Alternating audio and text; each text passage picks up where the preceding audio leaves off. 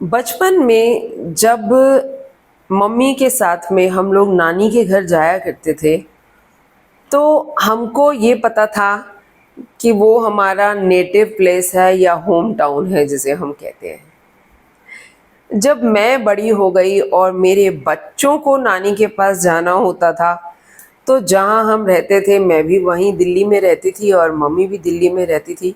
तो बच्चों का होम टाउन या नेटिव प्लेस हो गया सिर्फ दिल्ली। उस दिन बैठे बैठे मेरी डॉटर ने ये क्वेश्चन पूछा मुझसे। उसने कहा, मम्मा सबके गांव होते हैं, सब लोग अपनी जो हॉलीडेज हैं उसके लिए ऑफिस में भी उसके या जब स्कूल में थी या कॉलेज में थी कहती सब लोग कहते थे हम गांव जा रहे हैं अपने। और अपनी भाभी को भी वो देखती है कि हाँ मैं अपनी नानी के पास गांव जा रही हूँ करके। उसने मुझसे ये क्वेश्चन पूछा, कहती मम्मा हम लोगों का कोई ऐसा जगह नहीं है जिसे हम अपना नेटिव प्लेस या अपना होम टाउन कह सकें। हाय दोस्तों, आप देख रहे हैं मधुज जो दिल कहे और आज मैं आपसे एक बहुत ही नाजुक सी जिसे कहते हैं सेंसिटिव, जिसे कहते हैं ना, एक सेंसिटिव टॉपिक लेके मैं आप लोगों के पास आई हूँ। आप लोग अगर मेरे दोनों चैनल्स मधुज जो दिल कहे और मधुज फूड फन हेल्थ दोनों को आप फॉलो कर रहे हैं तो आपको पता होगा कि मैं बाय बर्थ सिंधी हूँ और die hard Sindhi food fan. मतलब हमारे ना जैसे रगों में बसा हुआ है सिंधी फूड। सिंधी फूड तो ट्रेडिशनली हमको विरासत में मिल गया, मम्मी से, डैडी से, अपनी दादी से, नानी से, सब लोगों से। लेकिन हमारी जड़ें कहाँ? दोस्तों आज मैं आप लोगों के साथ शेयर कर रही हूँ कुछ ऐसी बातें जो मेरी डॉटर ने जब मुझसे ये पूछा तो मेरा जो दिमाग है ये सोचने पे मजबूर हो गया कि जब तक मम्मी थी, अब मम्मी मेरी नहीं रही, वो बताती थी कि पार्टीशन से पहले वो लोग कहाँ रहते थे और कैसे पार्टीशन के टाइम पे वो लोग वो वाला पोर्शन जो अब पाकिस्तान में है वहाँ से वो लोग कैसे यहाँ माइग्रेट हुए। तो कभी कभी बताती थी लेकिन वो इतना थोड़ा सा सुनने का शायद समय होता था, हम ज़्यादा ध्यान ही नहीं देते थे, इसलिए वो बातें अधूरी सी रह गई। और मेरी डॉटर की क्यूरियोसिटी के साथ में मेरी भी क्यूरियोसिटी जागी कि I should know and in fact the whole world should know. तो इसीलिए दोस्तों ये जो वीडियो बन रही है ये हिंदी लैंग्वेज या कहिए मिक्स्ड लैंग्वेज, थोड़ा अंग्रेजी होगा, हमारी जो खिचड़ी भाषा होती है उसमें मैं आप लोगों से बात करने वाली हूँ। क्योंकि जो मेरा सिंधी समाज है, मुझे सिंधी आती है, बहुत अच्छे से बोल सकती हूँ, लेकिन ये जो वीडियो है ये सिर्फ मेरे सिंधी समाज के लिए नहीं है, ये पूरे वर्ल्ड के लिए है। ये आप लोगों के जानने के लिए है कि हम सिंधी लोग जो कभी किसी फोरम पे जाके रोते नहीं हमारे साथ ये हुआ, हमारे साथ वो हुआ, उन लोगों ने अपनी इस स्ट्रगल को, अपने पार्टीशन के स्ट्रगल को किस तरह से बियर किया और कैसे वो अपने पैरों पर खड़े हुए। मेरी मासी और मेरे मौसा जी दे आर 80+ नाउ और जिस वक्त 1947 में पार्टीशन हुआ था उस टाइम पर उनकी उम्र थी, मासी मेरी कोई 5.5-6 साल की थी और मेरे मौसा जी उस वक्त 6 से 6.5 साल के बीच में, 1 साल का अंतर है दोनों में, इस उम्र में रहे थे। तो मैंने उस दिन उनको कॉल किया, अभी मैं मुंबई में हूँ और वो दिल्ली में है, तो इस उम्र में उनको मैं video call, WhatsApp video call पर ले पाई। तो मैं उनसे बात कर रही थी और उसके साथ साथ मेरे पास एक ऑप्शन थी वीडियो में, इसमें मोबाइल में स्क्रीन रिकॉर्डर की, मैंने वो ऑन कर दिया था कि मैं उनकी पूरी कहानी सुनूंगी पार्टीशन की और साथ साथ स्क्रीन रिकॉर्डर पे उसको रिकॉर्ड करूंगी कि कहीं कोई चीज़ मुझसे मिस हो रही है तो मैं उसको बाद में सुन के आपके साथ शेयर कर सकूं। लेकिन दोस्तों बहुत ही बेवकूफ़ी करी मैंने कि उनका जो स्क्रीन रिकॉर्डर मेरा होता है उसमें ऑडियो नहीं होता, ये मुझे पता ही नहीं था। मैंने पूरा 1 घंटे का रिकॉर्ड कर लिया लेकिन उसमें ऑडियो ही नहीं है जो मेन चीज़ होना चाहिए था। तो चलो कोई नहीं, इस वॉल्यूम 1 को मैं जितने मैं फैक्ट्स गैदर कर पाई अपने दिमाग में वो मैं आपके साथ शेयर कर रही हूँ। दोस्तों मेरी मासी जो मेरी मम्मी की छोटी बहन है और आपस में 5 भाई बहन, और मेरे नाना जी जो थे वहाँ पर नौकरी किया करते थे और मेरी नानी के parents they used to be very rich. तो मासी ने जैसे बताया कि बहुत अच्छा उनका परिवार था, संपन्न परिवार था, और सबकी हवेलियां हुआ करती थी। वहाँ पे बड़ी बड़ी हवेलियां, 8-8 10-10 कमरों की हवेलियां होती थी जहाँ सब लोग रहते थे मिलजुल कर।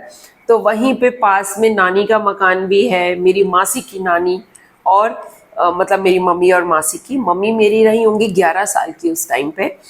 तो मेरे उनके नानके भी वहीं थे और दाद के भी वहीं थे, सब आसपास में ही रहते थे। तो एक तरह से उनका पूरा जो परिवार था वो वहाँ था। कहाँ था? पाकिस्तान के लाड़काना एरिया में। लाड़काना अगर आप मैप्स में देखेंगे पाकिस्तान के तो आपको मिल जाएगा। लाड़काना एरिया में मेरी मम्मी के मायके थे, मतलब मम्मी वहाँ पर रहती थी शादी से पहले। पार्टीशन के टाइम पर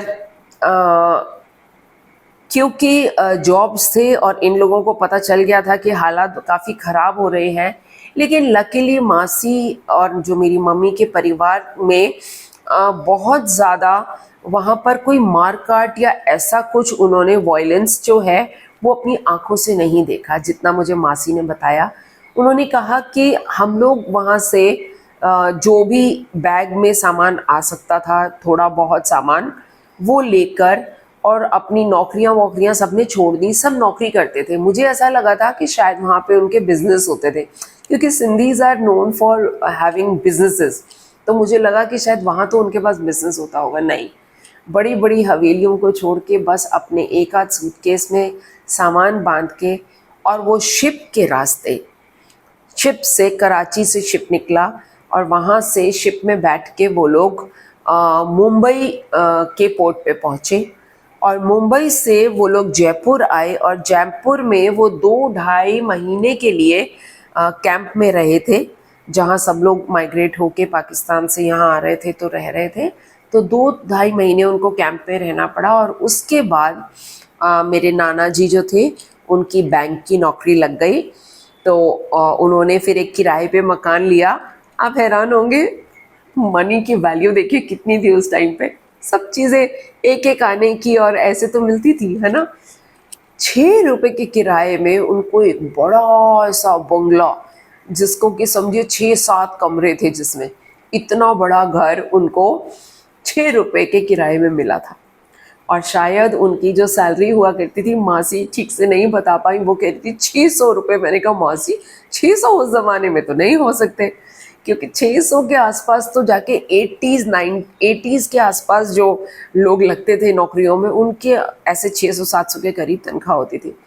तो फिर मेरे को मौसा जी ने बताया कि नहीं, ये करीब 70 रुपये या 60 या 70 रुपये के आसपास होगा, मैक्स टू मैक्स 100 रुपये होगा या 125 होगा, बस इतना।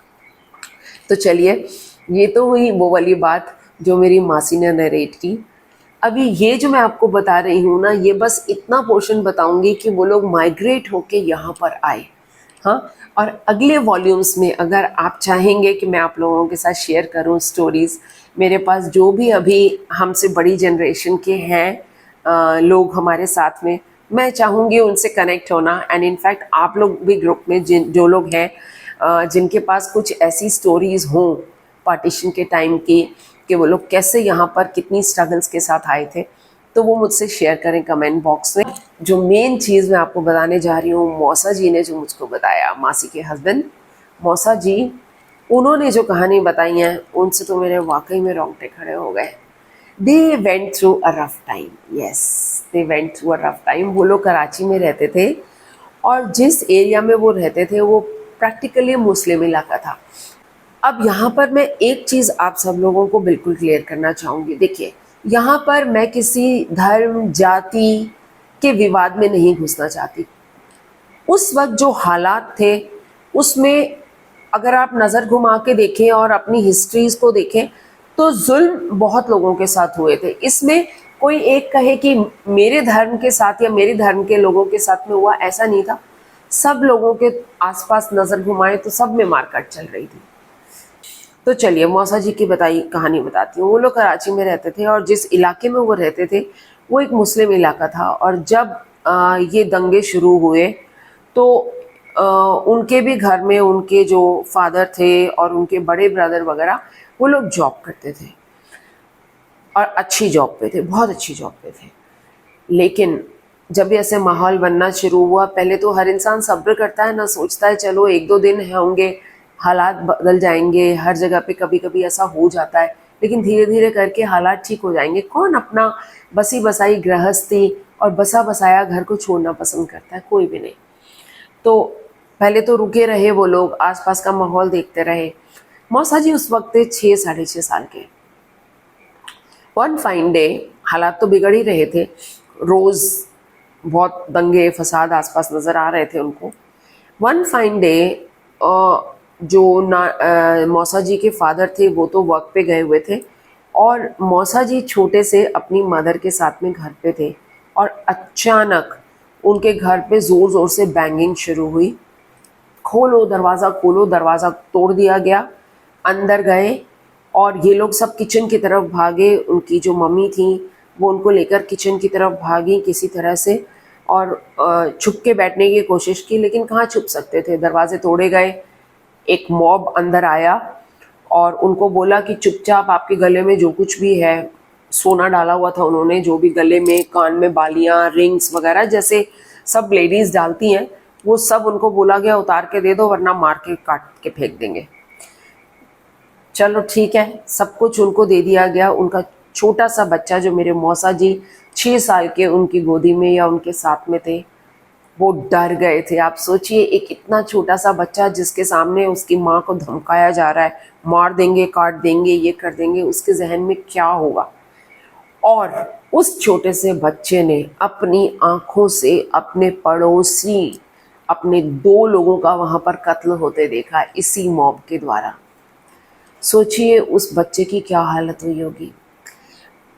मेरे को मौसा जी बता रहे थे कि उनको इतना ट्रॉमा था कि वो रात को सोते नहीं थे। उनके फादर उनको अपने साथ जब सुलाते थे तो कॉटन में ब्रांडी डाल के, 1 चम्मच ब्रांडी होती है ना, ब्रांडी डाल के, और वो कॉटन का जो स्वैब था वो उनके मुंह में रख देते थे कि वो उसको चूस चूस के सोएं ताकि उनकी ब्रेन जो है वो काम हो और वो उस बारे में न सोचें कि उन्होंने अपनी आंखों से 2 कत्ल देखे हैं। 6 साढ़े 6 साल का वो बच्चा जिसने अपनी आंखों से कत्ल होते देखा। किसी तरह वहाँ पर एक पीर होते थे जिनके साथ में जो मेरे मौसा जी के फादर थे उनके अच्छे रिलेशंस थे। उन्होंने वो मकान छोड़ा जहाँ उनको लूटा गया था, सब कुछ छोड़ दिया, बस एक सूटकेस के अंदर बेसिक सामान बांधा। सोना वोना सब लूट के ले गए थे, कुछ था नहीं, बेसिक सामान और कुछ रुपयों के साथ में वो लोग उन पीर के घर में जाके रहे। पीर ने उनको शरण दी और वहीं से उन्होंने इंतज़ाम किया शिप का। शिप, पता चला शिप, उस टाइम पे कोई ऐसे क्रूज नहीं होते थे कि आपके चलेंगे और जी फटाफट से एक जगह से दूसरी जगह पहुंचा देंगे। मुंबई से जो कराची का शिप आया करता था वो 2-2.5 दिन के अंदर आया करता था। तो एक शिप वो आएगा, वही भर के दोबारा लोगों को लेके जाएगा। तो they were waiting waiting and waiting, और उसके बाद जब वो शिप आया उसमें बैठकर वो लोग वहाँ से गुजरात के पास बता रहे थे एक पोर्ट, वहाँ पर वो लोग उतरे और वहाँ से उन लोग कहाँ गए, मौसा जी ने बताया था कि किस जगह पे वो जाके ठहरे, नागपुर। यस, नागपुर में उनके बड़े ब्रदर पहले से ही चले गए थे, तो उस जगह पर वो गए और वहाँ पर रहे और उसके बाद वो वहाँ से दिल्ली आ गए। दिल्ली में 2.5 साल तक वो कैंप में रहे। उनके पास कुछ नहीं था और उस टाइम पे जो माइग्रेट होके आए थे लोग, उनको ज़मीनें दी जा रही थी, जो भी रेफ्यूजीज थे। तो आप लोगों को पता होगा कुछ एरियाज़ बहुत मशहूर हैं दिल्ली में, जैसे लाजपत नगर एरिया, जंगपुरा और आपका ये पटेल नगर, राजेंद्र नगर साइड। वहाँ पर जो लोग भी माइग्रेट होके गए थे पाकिस्तान से, उन लोगों को कॉम्पेंसेशन में वहाँ पे ज़मीनें दी जा रही थी। लेकिन कॉम्पेंसेशन दोस्तों हर एक को नहीं मिला। पाकिस्तान से जब माइग्रेट होके आए तो बहुत लोगों के ऊपर झूठे झूठे इल्ज़ाम लगा के कि इन्होंने गबन कर लिया, ये कर लिया, वो कर लिया, क्योंकि उस टाइम पे देखिए लूटपाट मच रही थी, कर कोई और रहा था, भर कोई और रहा था। और भरने के लिए एक बहुत सॉफ्ट टारगेट्स कौन थे? जो लोग माइग्रेट हो रहे थे, उनके पास माइग्रेट करने का जो था वो मेन मुद्दा था। अगर वो इस कोर्ट कचहरी में और हमने नहीं किया में फंस जाते तो मरकट के वहीं पे मर जाते।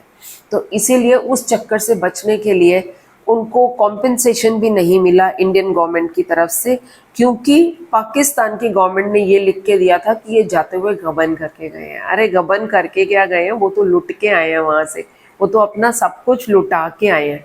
एनीवे, जो कुछ हुआ, यहाँ पर आके उन्होंने अपनी मेहनत शुरू करी।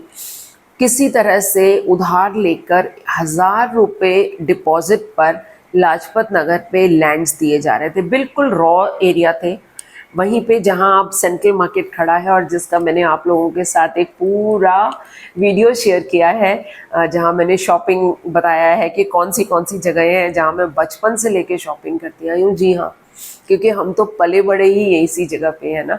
तो मौसा जी का परिवार ने लाजपत नगर में फाइनली 2.5 साल रहने के बाद उनके फादर की वहाँ धीरे नौकरी लगी, फिर पहले किराए पे रहे, किराए के बाद फिर उन लोगों ने ये वाला मकान जो है 1000 रुपये डिपॉजिट किसी से उधार लिया, फिर कुछ अपने आप से इकट्ठे करके जैसे भी करके मैनेज किया। मैंने उनसे पूछा कि वो मकान कितने में खरीदा आप लोगों ने? 7000 रुपये में उन्होंने वो मकान खरीदा था। और तो उन्होंने किसी तरह से अपना वो मकान खड़ा किया और वहाँ पर रहना शुरू किया। धीरे धीरे जिंदगी पटरी पर आने लगी दोस्तों। लेकिन वो पटरी पे आने के लिए मैं आज एक बात बहुत बहुत गर्व के साथ कहती हूँ, I am very proud to be a part of Sindhi fraternity.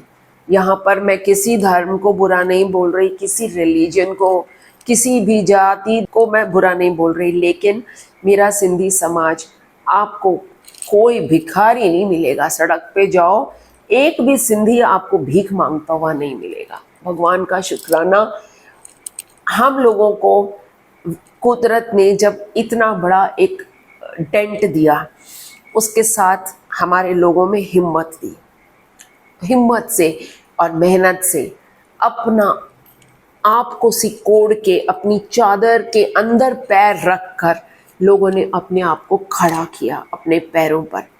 और आज अगर कोई सिंधियों को, मुझे भी कहते हैं लोग, बहुत से लोग हैं जो मिलते हैं, हाँ आप बोलो ना सिंधी, ओ आप सिंधी है, सिंधी तो बड़े कंजूस होते हैं। यस, मैं बहुत प्राउड हूँ कि सिंधी कंजूस होते हैं, क्योंकि ये कंजूस सिंधी जो है, इन्हीं लोगों ने किसी के आगे हाथ नहीं फैलाया।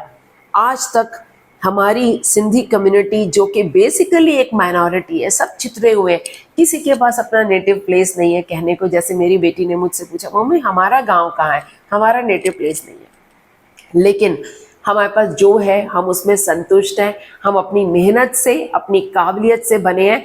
और यस, हम बहुत कंजूस हैं, क्योंकि जो हमने कमाया है अपनी मेहनत से कमाया है, किसी के आगे भीख मांग के या किसी को चीट करके नहीं कमाया। तो सैल्यूट टू माय फ्रेटर्निटी। हम गवर्नमेंट के पास नहीं गए, हमने गवर्नमेंट से ये नहीं बोला कि हम माइनॉरिटी हैं, हमें रिजर्वेशन दो नौकरियों में। आज आपको फिल्म इंडस्ट्री से लेकर, फिल्म इंडस्ट्री में बड़े बड़े डायरेक्टर्स, प्रोड्यूसर्स, बिजनेसमैन और नौकरियों में करने वाले हमारे जैसे मिडिल क्लास लोग सब मिलेंगे, और जितना है उसमें सब्र करते हैं, और जहाँ नहीं है वहाँ हाथ पैर मारते हैं अच्छे से अपनी ज़िंदगी को बसर करने की। Thank you all my friends for listening me so patiently. ये कहानी यहाँ ख़त्म नहीं हुई, क्योंकि ये कहानी तो अभी सिर्फ पार्टीशन में उधर से इधर आने की है।